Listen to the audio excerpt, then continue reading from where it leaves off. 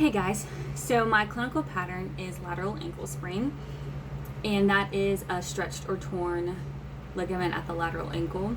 So anterior or posterior talofibular ligaments or the calcaneofibular ligament. Now this usually occurs in the younger population, particularly athletes.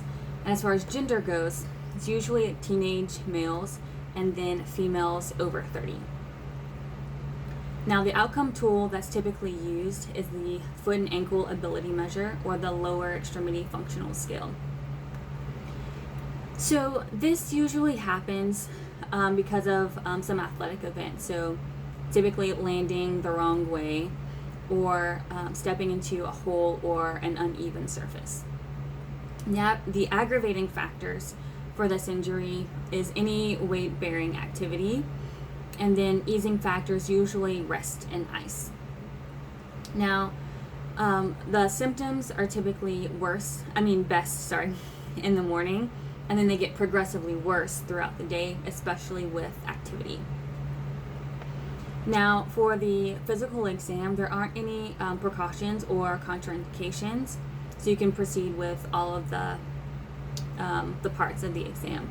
Now, with active and passive movement testing, they'll likely be limited and painful in all directions, but especially those that put those ligaments on stretch, so plantar flexion and inversion, and the degree of the limitations related to the severity of the sprain. Now, with resisted testing, CUT is going to be weak and painful for eversion. For accessory mobility testing, you'll see hypomobile talar translation. Now, the special tests usually used are the anterior drawer and the talar tilt. Now, the sensitivity for the anterior drawer is pretty high at 0.8, and the specificity is lower, but okay at 0.74.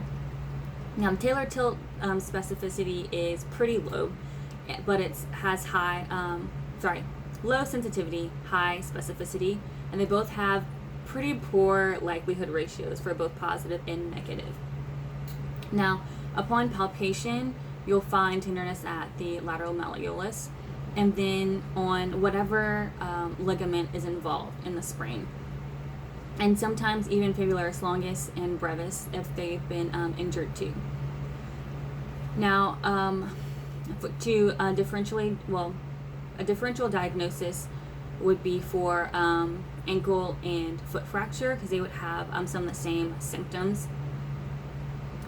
And to diagnose, they usually use the MRI or CT scan. We'll even use a bone scan or stress radiograph or ultrasound. So signs and symptoms that would make you want to refer to their physician is any pain and swelling that isn't getting resolved with non-invasive treatment, which would then lead you to possibly surgical intervention. And that's all I have for you. Thank you.